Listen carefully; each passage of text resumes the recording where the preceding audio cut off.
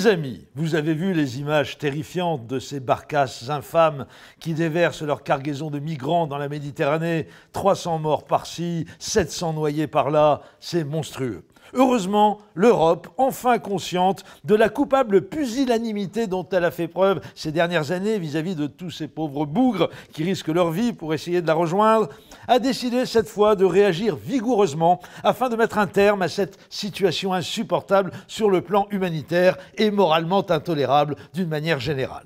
Une batterie de mesures draconiennes, applicables immédiatement, va être soumise au vote des parlementaires européens dès qu'elle aura été validée par le Conseil de l'Union et la Commission, évidemment.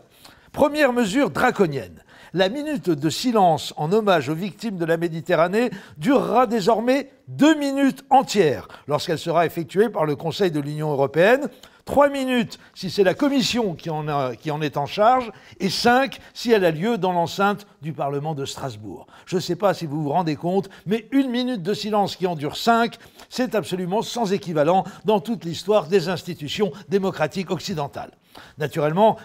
il s'agira d'une minute de silence tournante afin que les 3 principales instances de décision communautaire ne soient pas mobilisées simultanément au risque de la paralysie.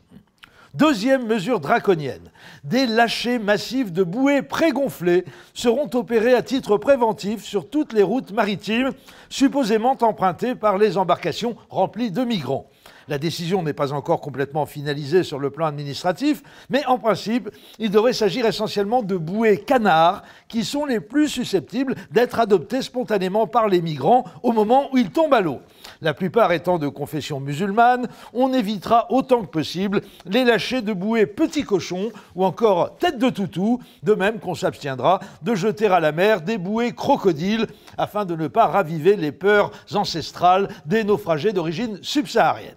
Enfin, troisième et dernière mesure draconienne,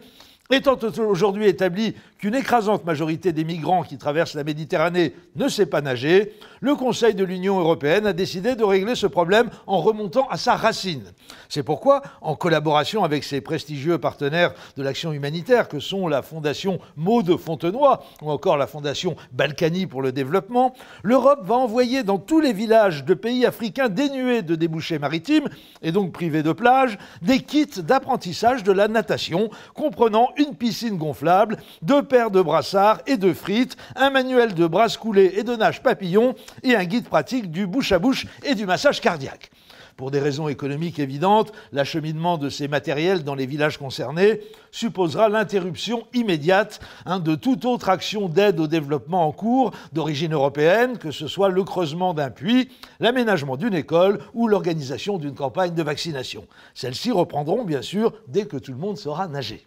Nom de code provisoire de cette prometteuse opération, des maîtres nageurs pour le Sahel. Voilà, j'ose espérer que nos amis syriens, érythréens, somaliens ou encore irakiens prendront toute la mesure de l'effort qui est fait en leur faveur par tout un continent, certes prospère, mais néanmoins confronté lui-même à de lourdes menaces monétaires et financières, imputables essentiellement à l'un de ses membres, dont la population est composée majoritairement de danseurs folkloriques à jupettes désœuvrées, de pop barbus occupés toute la sainte journée à tripoter leur chapelet en sifflant des verres d'ouzo à la terrasse du bistrot de la place de leur village, et d'armateurs milliardaires non assujettis à l'impôt sur le revenu. Et tout cela, croyez-moi, ils ont de la chance qu'on ne les balance pas dans la Méditerranée, direction la Libye. Parole d'Européens convaincus.